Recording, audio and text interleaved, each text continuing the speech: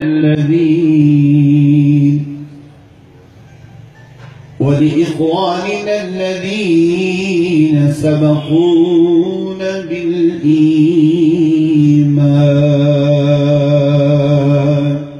وقال الله تبارك وتعالى في مقام آخر: ربنا اغفر لي ولوالدي وللمؤمنين يوم يقوم الحساب. إن الله وملائكته يصلون على النبي يا أيها الذين آمنوا صلوا عليه وسلموا تسليما.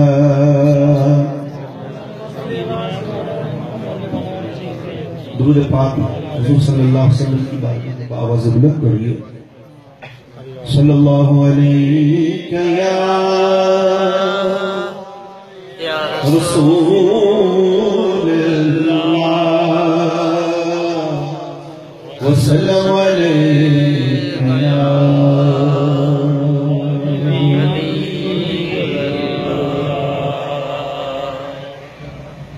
حمد و صلاۃ کے بعد اللہ رب العزت کی بارگاہ میں دعا ہے اللہ تعالی ہماری آج کی اس ایصال ثواب کی محفل اور ہر جمعرات کی محفل کو اپنی بارگاہ میں قبول فرمائے. اس محفل کا تعلق حاجی طاہر کے والد مرحوم مغفور کے ایصال ثواب سے تعلق رکھتا ہے، تو میں نے مناسب سمجھا کہ آج اس نشست کو ہم اسی حوالے سے ہی اپنی گفتگو میں لاتے ہیں کہ جو مسلمان اپنے مرنے والوں کو ایصال ثواب کرتے ہیں، کیا ایسا کرنا درست ہے؟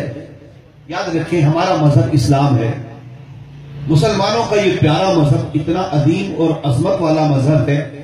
آپ دیگر مذاہب کو دیکھیں، دیگر مذاہب میں خوبیاں ہوں گی ان کے نزدیک، مثلا خیر خواہی دیگر مذاہب کرتے ہیں، ایک دوسرے کے ساتھ ہمدردی بھی کرتے ہیں، مگر آپ اسلام کے علاوہ دیگر مذاہب کو دیکھیں، ان کی خیر خواہی اس وقت تک جاری رہتی ہے جب تک وہ زندہ ہے. جب دیگر مذاہب کے لوگ مر جاتے ہیں، کوئی تو کسی کو جلا کے پھینک دیتا ہے، کوئی کسی کی راکھ اڑا کر پھینک دیتا ہے، کوئی کچھ کرتا ہے کچھ کرتا ہے، مگر یہ میرا مذہب ہے، یہ میرا دین ہے کہ جب تک انسان زندہ ہے تب تک بھی خیر خواہی کرتا ہے، جب مومن مر جاتا ہے تب بھی مذہب اسلام خیر خواہی کرتا ہے. مثلا ہم مسلمان زندہ ہیں، خیر خواہی کرتے ہیں، پیار کرتے ہیں، مساوات کرتے ہیں، ہمدردیاں کرتے ہیں، خوشی غمی میں آتے جاتے ہیں. جب ہم میں سے کوئی مسلمان انتقال کر جاتا ہے تب بھی نہیں چھوڑتے اس کو. جناب والا مولا یہ تیرا راہی ہے، تیری طرف آ رہا ہے، ہم دعا کرتے مولا اس کی مغفرت فرما دے. پھر ہم جمع ہو کر صفے بنا کر جناب جلوس کی صورت میں جیسے دولہے کو لے جایا جاتا ہے، ہم مسلمان اپنے اس مرنے والے کو جناب والا بے آئینی اسی طرح اس طرح بارات سجا کر ایک دولہے کو اس کی سواری پر گھوڑے پر بٹھا کر سواری پر بٹھا کر لے جایا جاتا ہے. بے آئینی اسی طرح ہمارے مذہب میں یہ وصف موجود ہے.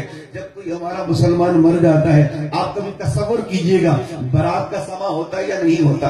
یقیناً بارات کا سما ہوتا ہے. جب دولہا سواری پر موجود ہوتا ہے سب اسی کو دیکھتے ہیں. بے آئینی اسی طرح جناب والا ہمارا وہ مردہ، ہماری وہ میت ہمارے کندھوں پر ہوتی ہے، سب کی نگاہیں اسی پر ہوتی ہیں. اور ہم سب جانتے ہیں جب دولہا یا دلہن اپنے اس کمرے میں جاتے ہیں اس وقت عالم یہ ہوتا ہے دلہن سنور کر اپنے دلہے کے پاس ہوتی ہے اور دلہن کے دل میں یہ تمنا کھیل رہی ہوتی ہے، یہ ملائیاں مچل رہی ہوتی ہیں کہ آج پہلی رات ہے دولہا مجھے قبول کر لے.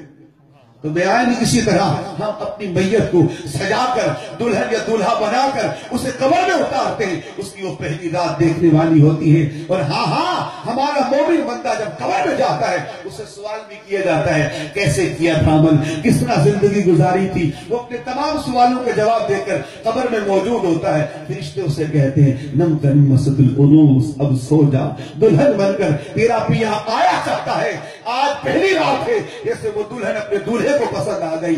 آج کی اس رات میں اے مرنے والے مومن تو اپنے حقیقی پیا اپنے پروردگار کو بھی پسند آ جائے گا. کیونکہ شان اور اہتمام یہ ہوتا ہے کہ ہم عزت اور وقت کہ ہمارا یہ جانے والا مرا نہیں ہے بلکہ یہ زندہ ہے. ہم جب تک رہیں گے اس کے لیے خیر خواہی کرتے رہیں گے. تو ہماری اس خیر خواہی کو اللہ نے قرآن میں بیان کیا ہے. سبحان اللہ. حضور کے صحابہ تھے حدیثوں میں بات موجود ہے، میں مختصر انشاءاللہ گفتگو کروں گا، مگر آپ کے سمجھ میں ضرور آئے گی کہ یہ مسلمان یہ جو عمل کرتے بالکل درست ہے، بالکل درست ہے، اپنی طرف سے نہیں کرتے بلکہ اللہ کا قرآن اس کی مدح کو بیان کر رہا ہے۔ صحابہ کی یہ تعمیر تھی، یہ تربیت تھی، یہ طریقہ کار تھا۔ علامہ شاوی رحمۃ اللہ علیہ فرماتے ہیں اللہ کی قسم جب بھی کسی صحابی میں سے کسی صحابی کا انتقال ہوتا تھا صحابہ اسے تنہا نہیں چھوڑتے تھے بلکہ ان کی قبروں پر بھی جاتے تھے، ان کی قبروں پر جا کر قرآن بھی پڑھتے تھے اور ان کے ساتھ بیٹھ کر دعائیں بھی مانگتے تھے۔ یہ صحابہ کا شعار تھا کہ جب بھی کسی صحابی کا انتقال ہوتا تھا صحابہ ان کی قبروں پر جاتے تھے، ان کی قبروں پر جا کر ایصال ثواب قرآن کی تلاوت کرتے تھے۔ تبھی تو فرمایا جب کوئی قبروں پر جا کر قرآن پڑھتا ہے اور قرآن پڑھ کر دعا مانگتا ہے اس کی دعا پر اللہ کے 40,000 فرشتے آمین کہتے ہیں، 40,000 فرشتے۔ اور جب کوئی اس طرح کا عمل کرتا ہے، کبھی جنازہ پڑھ کے دعا مانگتا ہے، کبھی جناب فاتحہ پڑھ کے دعا مانگتا ہے، اللہ نے ان کی صفت کو قرآن میں بیان کیا ہے۔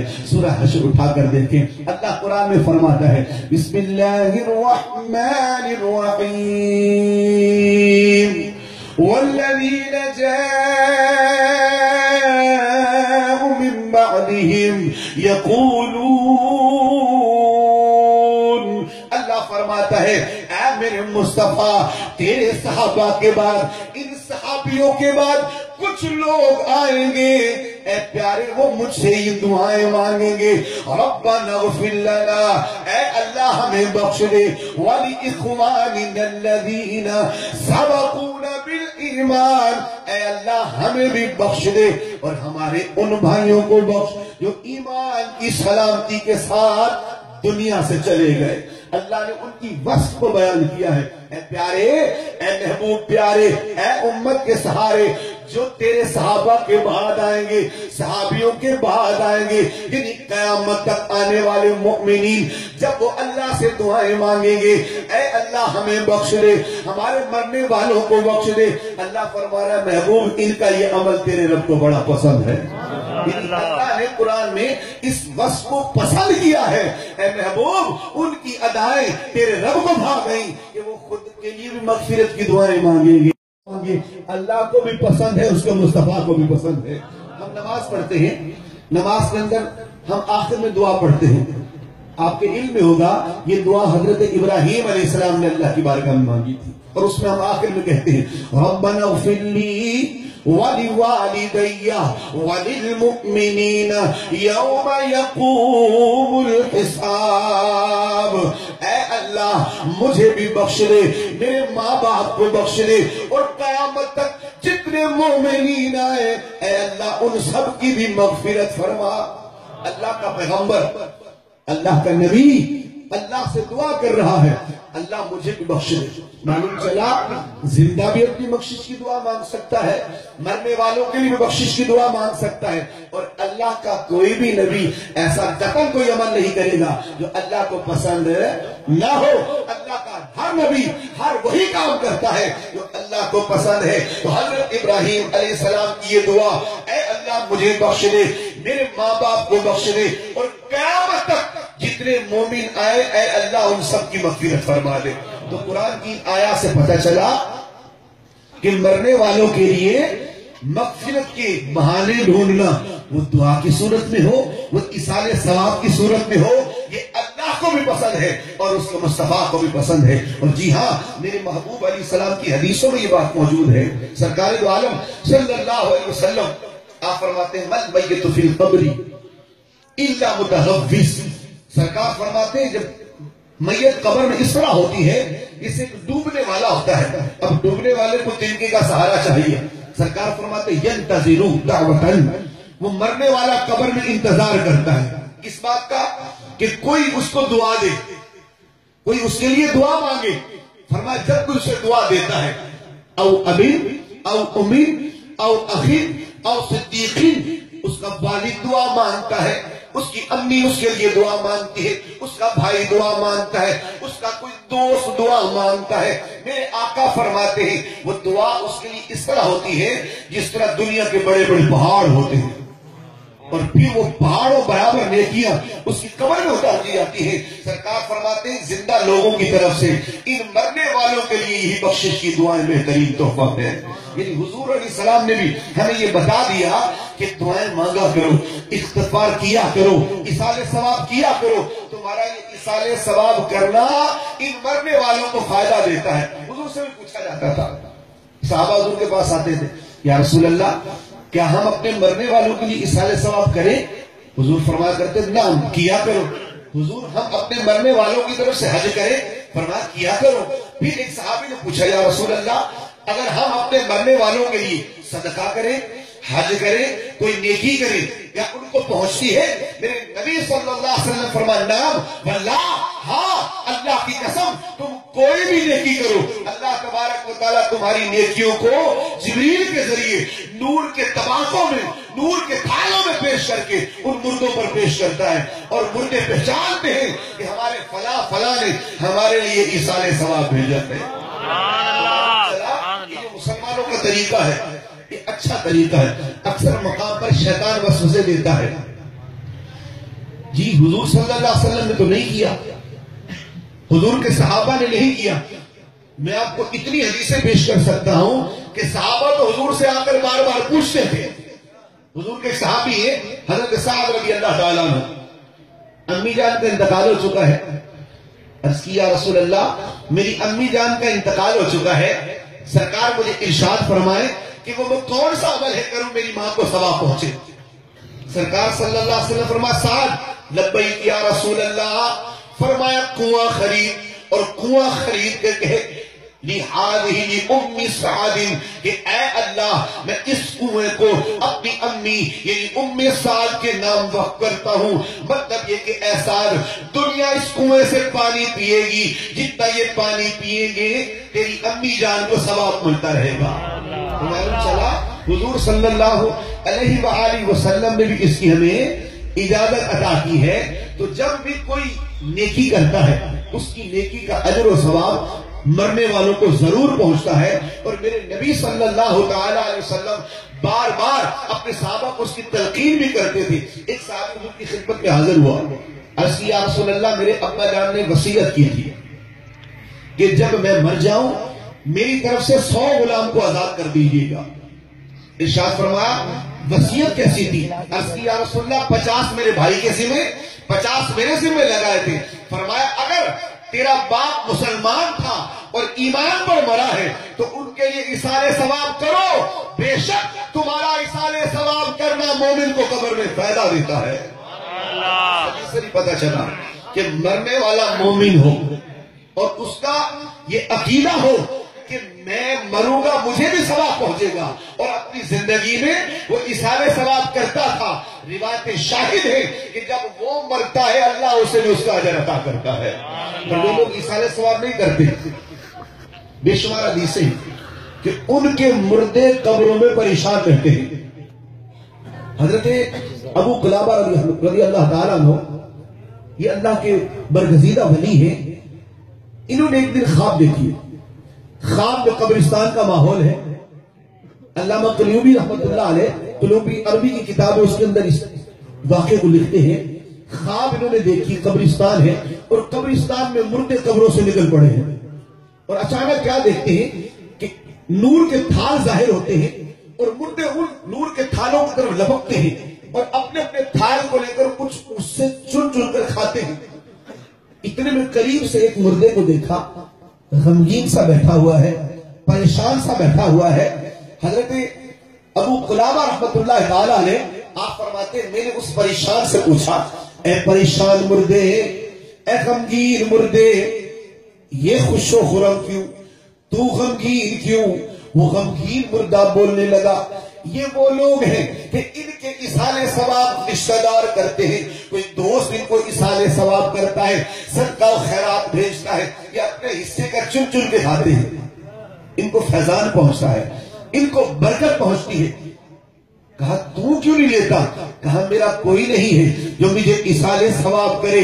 ہاں میرا ایک بیٹا ہے، عیاش ہے، بدمعاش ہے، برائی کرتا ہے اور برے راہوں پہ چلتا ہے. نہ وہ میرے لیے اصالہ ثواب کرتا ہے، نہ میرے لیے دعا مانگتا ہے. اس کی وجہ سے میں پریشان بھی ہوں اور ان کے سامنے شرمندہ بھی ہوں. ان کو تو کوئی بھیجتا ہے، یہ بڑے خوش ہوتے ہیں، مگر میرا ایک بیٹا ہے، بدکار ہے، عیاش ہے، وہ قطعاً کوئی نیکی نہیں کرتا. اس کی نیکی نہ ہونے کی وجہ سے، دعا نہ ہونے کی وجہ سے مجھے ایک تو فائدہ نہیں پہنچ رہا، دوسرا ان مردوں کے سامنے مجھے شرمندگی اٹھانی پڑ رہی ہے. حضرت ابو قلابہ رحمۃ اللہ علیہ نے ان سے کہا آپ اپنے بچے کا پتہ بتائیے. اس نے ایڈریس بتایا. صبح تلاشتے تلاشتے اس نوجوان کے پاس پہنچے، اس سے جا کر سمجھا کر کہا کہ بیٹا اللہ سے معافی مانگ، توبہ کر دے. تیری اس عیاشی کی وجہ سے، تیری اس بہلا روی کی وجہ سے تیرا باپ عذاب قبر میں مبتلا ہے. وہ رویا دھویا، اس نے توبہ کی اور خوب نیکیاں کرنے لگا، اور اسی دن سے اپنے باپ کے لیے اصالہ ثواب بھی شروع کر دیا. حضرت ابو قلابہ کہتے ہیں واللہ اگلی رات میں جب سویا میں نے دیکھا سارے مردے نکلے ہوئے ہیں، سب کے سامنے نور کے تھال ہیں، اور جو کل تک غمگین تھا آج وہ خوشحال ہے اور اس کے سامنے نور کا بڑا تھال رکھا ہوا ہے. میں نے اس سے جا کر پوچھا کہ اے اللہ کے بندے، آج میرے سامنے بھی تھال ہے. کہا ابو قلابہ اللہ تجھے جزائے خیر دے، تو نے مجھ پر کرم کیا، مجھ پر رحم کیا، میرے بچے کو بھی جہنم سے بچایا، اور میرا بچہ نیک ہو کر اب میرے لیے اصالہ ثواب کرتا ہے، میرے لیے تحفے بھیجتا ہے. اور اللہ پاک جل جلالہ نے ایک دن میں اس کے اصالہ ثواب سے میری بھی مغفرت فرما دی ہے. چلا جو لوگ اپنے مرنے والوں کو اصالہ ثواب نہیں کرتے ان کے مردے وہاں پریشان بھی ہیں، اور جو لوگ اپنے گھر سے یا اپنے معاملات سے وہ عبادت کر کے، وہ تلاوت کر کے، قرآن پڑھ کر بھی زبانی طور پر بھی اصالہ ثواب کرتے ہیں، اس پر بھی روایتیں گواہ ہیں کہ ان کا قرآن پڑھنا بھی قبر والوں کو فائدہ دیتا ہے. ایک بزرگ رحمت اللہ علیہ فرماتے ہیں کہ ایک شخص نے خواب دیکھا، اس خواب میں وہی قبرستان کا ماحول ہے، جس دن قبرستان والے چن چن کے اپنا حصہ لے رہے ہیں، اور قریب ایک مردہ بڑا خوش و خرم اکیلا بیٹھا، کچھ بھی نہیں چنتا. وہ بزرگ فرماتے ہیں میں اس کے قریب گیا، سیم بات ہے مگر یہ کچھ الٹ سی ہے. اس سے پوچھا کہ یہ لوگ چن رہے ہیں؟ کہا یہ لوگ جو دعائیں مانگتے ہیں، جیسا ہم اکثر محفل میں دعا مانگتے ہیں، اے اللہ اس کا ثواب تمام مسلمانوں کو پہنچا، اے اللہ اس کا ثواب تمام مسلمانوں کو پہنچا. جی ہاں، اس محفل میں یہ دعا مانگی جاتی ہے، قیامت تک جتنے مسلمان آئیں گے سب کو اس کا اجر حصہ بہ حصہ ملے گا. تو وہ لوگ ہیں جو مومن دعائیں مانتے ہیں، صدقہ و خیرات کرتے ہیں. یہ سارے مردے اپنا اپنا حصہ چن رہے ہیں، مجھے چننے کی حاجت نہیں ہے. پوچھا وہ کیوں؟ کہا میرا ایک بیٹا قرآن کا حافظ ہے، میرا بیٹا قرآن کا حافظ ہے. وہ جب قرآن پڑھتا ہے، قرآن ختم کر کے وہ روزانہ ایک ختم کرتا ہے اور مجھے اصالہ ثواب کرتا ہے. مجھے دوسروں کے اصالہ ثواب کی محتاجی نہیں رہتی، بلکہ میرا بیٹا مجھے پڑھ پڑھ کر بھیجتا رہتا ہے.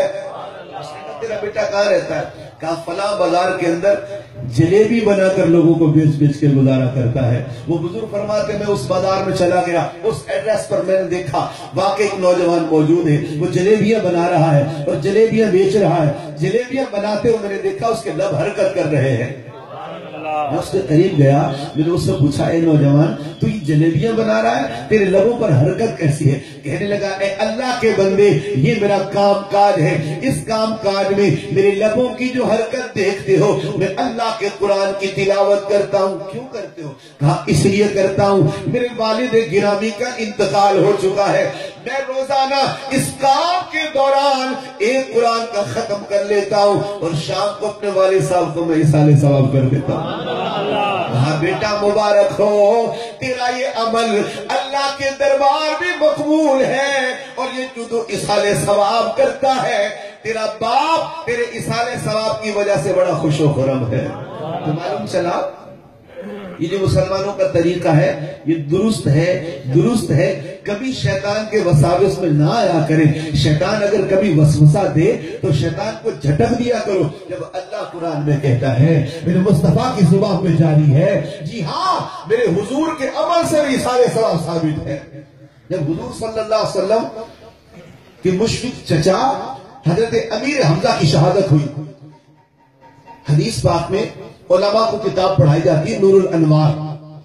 ہر عالم پڑھتا ہے, ہر مدرسے والا پڑھتا ہے. ایک الگ سی بات ہے جو تعصب کی اینک لگا کے پڑھتا ہے, اسے حدیثوں کا نور نہیں ملتا. جو محبت کی چاہ میں بیٹھ کر حدیثوں کو پڑھتا ہے اسے حدیث میں نور بھی میسر ہے. یا وہ کسی نے خوب کہا نا, میرے عشق محمد کے جو پڑھتے ہیں بخاری, آتا ہے بخار ان کو مگر آتی نہیں بخاری. جی ہاں, حدیث تو ہر کوئی پڑھتا ہے مگر نور اسے کو ملے گا جو میرے مصطفیٰ کو نور جانتا ہے. فیض اسے ملے گا جو میرے مصطفیٰ کو فیض بخش مانتا ہے. حدیث وہی موجود ہے, ہر عالم اسے پڑھتا ہے, اس کے اندر موجود ہے. جب امیر حمزہ کی شہادت ہوئی, تیسرا دن ہے. یہ جو ہم اصالہ ثواب کرتے ہیں نا, سوئم, ہمارے روایت میں الٹا ہو گیا. ایک دن میت ہوتی ہے, اسی دن جب اگلے دن سوئم کر دیتے. میں اکثر دوستوں کو کہتا ہوں بٹ ٹھیک ہے, اصالہ ثواب اگلے دن کرو, ضرور کرو, مگر اسے سوئم تو مت کہو نا. اب آج میت کو دفن کیا, کل سوئم کیسی ہو گئی؟ وہ تو پہلا دن بن رہا ہے. جس دن دفن کیا ہے چلو اس کو ایک دن شمار کر لو, اگلا دن تو دوم بھی بنتا ہے, سوم تو بنتا ہی نہیں. اس سوم کی جو بزرگوں نے روایت لکھی تھی, بنائی تھی, اس کی وجہ یہ تھی کہ سوگ 3 دن تک ہے.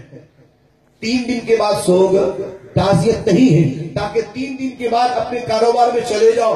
اور سوئم کا دن اس لیے رکھا کہ چوتھے دن قائم کی جائے. وہ بندہ جو اصالہ ثواب کرنا چاہتا ہے اسے پتا ہوگا, معین ہوگا وقت کہ کس دن کو سوئم ہوگا, میں جا کر دعا کر لوں گا, تعزیت کر لوں گا. 3 دن کے بعد تعزیت نہیں ہے, تو وہ سوئم کا دن میرے محبوب سے بھی ثابت ہے. فرمایا تیسرا دن ہے. حضور صلی اللہ علیہ وسلم نے اپنے سامنے کھجور رکھی ہوئی. حضرت ابو ایوب انصاری راوی ہیں, کہتے ہیں عرض کی یا رسول اللہ توقف کیجئے. آپ فرماتے میں دوڑ کر اپنے گھر گیا, دودھ لایا, حضور کے سامنے رکھا. حضور علیہ السلام نے اس دودھ پر, اس کھجور پر 3 مرتبہ سورہ اخلاص پڑھی. 3 مرتبہ قرآن کی سورتیں پڑھ کر ثم دعا رسول اللہ صلی اللہ علیہ وسلم, پھر اللہ کے نبی نے دعا مانگی. یعنی حضور نے کھانا اور دودھ سامنے رکھ کر تیسرے دن جہاں ہم سوئم مناتے ہیں, حضور نے تیسرے دن فاتحہ لگائی. پھر حضرت ابو ایوب انصاری کہتے ہیں جب 40 دن بیت گئے, اور ایک روایت میں جب 7واں دن آیا, جو ہمارے 7ویں دن کو جمعرات کا ختم کرتے ہیں, جمعرات کو فاتحہ لگاتے ہیں, جب 7واں دن آیا حضور نے ایسا عمل کیا. جب 40واں دن آیا حضور نے ایسا عمل کیا, حتیٰ کہ جب سال بیت گئے. ہم برسی منا رہے ہیں, آج ہم برسی کی فاتحہ میں موجود ہے. جب سال بیتا, حضرت ابو ایوب انصاری کہتے ہیں رسول اکرم صلی اللہ علیہ وسلم میدان احد میں جلوہ گر ہوئے, قبرستان میں تشریف لے گئے, اور یہ بھی بتایا کہ قبروں پر جایا کرو, کہ قبروں پر جانا تمہارے مصطفیٰ کی سنت ہے. اور خود قبر پر بھی گئے اور مزار حمزہ پر بھی گئے, اور یہ بھی ہمیں تنبیہ کر گئے, اپنے عمل سے تلقین فرمائی کہ مزاروں پر جانا بھی تمہارے رسول کی سنت ہے. کہ میں حضرت امیر حمزہ کے مزار پر آیا, شرح مسلم پڑھ سکتے ہیں, اس میں یہ روایت موجود. میرے نبی صلی اللہ علیہ وسلم پورے سال کے بعد گئے, پھر سال کے بعد پلٹ کر جلوہ گر ہوئے. ابو ایوب انصاری کہتے ہیں آئین اسی طرح حضور صلی اللہ علیہ وسلم نے کھجور رکھی تھی, میں نے اس کی حضور رک جائیے, میں دوڑ کر دودھ لایا اور سرکار صلی اللہ علیہ وسلم کے سامنے پیش کیا. آپ صلی اللہ علیہ وسلم نے پھر اسی پر 3 مرتبہ سورہ اخلاص پڑھی. ثم دعا رسول اللہ صلی اللہ علیہ وسلم, پھر حضور علیہ السلام نے دعا مانگی, اور حضور سے باقاعدہ نام لے کر بھی کھانے پر فاتحہ پڑھ کر دعا مانگنا بھی ثابت ہے. جب میرے لجپال محمد عربی صلی اللہ علیہ وسلم کے بیٹے حضرت ابراہیم رضی اللہ تعالیٰ عنہ کا انتقال ہوا, میرے آقا صلی اللہ علیہ وسلم نے باقاعدہ اپنے بیٹے کے لیے اصالہ ثواب کی محفل کو سجایا. کھانا حضور صلی اللہ علیہ وسلم نے رکھا, پھر حضور اکرم صلی اللہ علیہ وسلم نے اس پر مختلف صورتوں کو پڑھا, مختلف قرآن کی آیتوں کو پڑھ کر ثم دعا رسول اللہ صلی اللہ علیہ وسلم, حضور نے اپنے ہاتھوں کو اٹھایا اور دعا مانگی. اللہم تقبل من ابراہیم بن محمد, اے اللہ یہ جو توشہ ہے, یہ جو فاتحہ ہے, یہ محمد کے بیٹے ابراہیم کی طرف سے قبول فرما.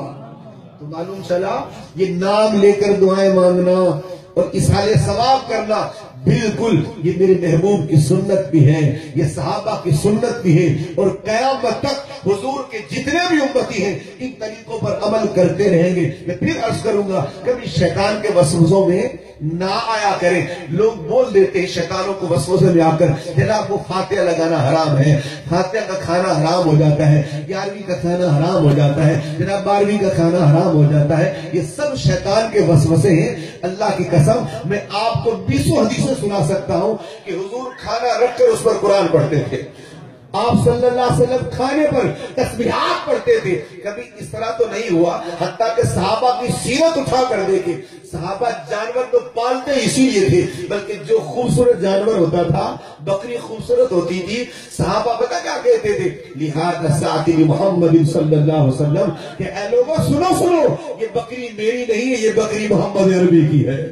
جانور حضور کے نام پر پالا کرتے تھے, جو حسین جانور ہوا کرتے تھے وہ کہتے تھے یہ جانور محمد عربی کا ہے. اگر کسی جانور پر کسی غیر خدا کا نام آنے سے وہ حرام ہو جاتا ہے تو پھر اس صحابی پر کیسا فتویٰ لگائیں گے جو کہتے تھے یہ بکری محمد عربی کی ہے. جی ہاں, پھر اگر یہی مسئلہ ہے کہ چونکہ یوں ہو گیا, چنانچہ ادھر ہو گیا, چنانچہ ایسا ہو گیا تھا, چنانچہ ادھر کیا, چنانچہ اس نے نہیں کیا, چنانچہ اس نے کر دیا, تو یہ چنانچہ سے دین نہیں بنتا. دین میرے مصطفیٰ کے عمل سے بنتا ہے, میرے آقا صلی اللہ علیہ وسلم کی شریعت سے بنتا ہے. جب اللہ کا قرآن کہہ رہا ہے اے سونیا تیرے ان غلاموں کی ادائیں تیرے رب کو پسند ہے جو اپنی بخشش کے بہانے بناتے ہیں, اپنے مومنوں کی بخشش کے بہانے بناتے ہیں. ہمارا مر جائے انتقال کرے کبھی تردد نہ کیا کرو, ان کی میت پر کھڑے ہو کر دعا مانگا کرو. جنازے کے بعد ہو تب بھی دعا مانگ لیا کرو, جنازے سے پہلے ہو تب بھی دعا مانگ لیا کرو. کہ ہمارے نبی نے ہمیں حکم دیا ہے, آپ نے فرمایا ہے جب تم میت پر جنازہ پڑھا کرو. حضور فرماتے ہیں اذا صلیتم علی المیت, جب تم کسی میت پر صلاۃ پڑھ لو فَاخْلُصُوا بَعْدُ اللَّهُ الدُّعَاء, فرمائے اس کے بعد دل سے دعا مانگا کرو. آپ صلی اللہ علیہ وسلم باقاعدہ تعلیم دی, جنازہ پڑھ لو ختم مت کرنا بلکہ دل کے ساتھ دعا مانگنا. ہو سکتا ہے فرمایا بعض اوقات پڑھنے والے ایسے نیک ہوتے ہیں ان کی آمین کے صدقے مرنے والا بخشا جاتا ہے, اور بعض اوقات مرنے والے ایسے نیک ہوتے ہیں کہ جناب اس کی میت کی وجہ سے اللہ تبارک و تعالی جل جلالہ جو ہے وہ آنے والوں کو بخش دیتا ہے. حضرت عمر کی تاریخ پڑھ کر دیکھیں, حضرت عمر کا تو ابھی جنازہ بھی نہیں ہوا, آپ کی میت پر صحابہ دعائیں مانگے جا رہے ہیں. ابھی جنازہ بھی نہیں ہوا, دعائیں مانگی جا رہی ہیں, حتیٰ کہ آپ کا جنازہ ہو چکا. ایک روایت کے مطابق حضرت عبداللہ ابن سلام اور ایک روایت میں حضرت ابن عباس رضی اللہ تعالیٰ عنہ یہ جنازے میں شریک نہ ہو سکے. دور سے انہوں نے آواز لگائی, اے مجھ سے پہلے امیر المؤمنین پر جنازہ پڑھنے میں سبقت لے جانے والوں ذرا ٹھہر جاؤ, دعا میں تاخیر نہ کرنا, مجھے دعا میں شامل ہو لینے دیں. یعنی یہ عمل بتاتا ہے کہ صحابہ کرام جب بھی جنازہ پڑھتے تھے وہ دعا بھی مانگتے تھے. حضور علیہ السلام سے صرف ایک موقع پر ثابت ہے حضور نے نماز جنازہ کے بعد دعا نہیں مانگی. اس کے علاوہ قطعاً حضور سے ثابت نہیں ہے کہ آپ میت پر جنازے پر دعا نہیں مانگتے تھے.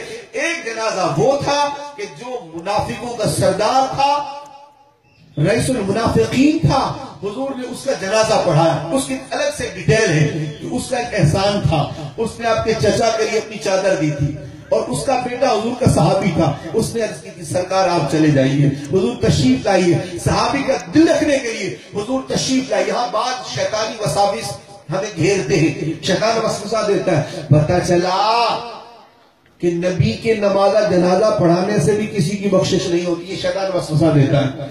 بیچ میں ایک وسوسہ پھیلایا گیا کہ دیکھو جی اگر نبی کے جنازہ پڑھانے سے کوئی بخشا جاتا تو وہ رئیس المنافقین بخشا جاتا.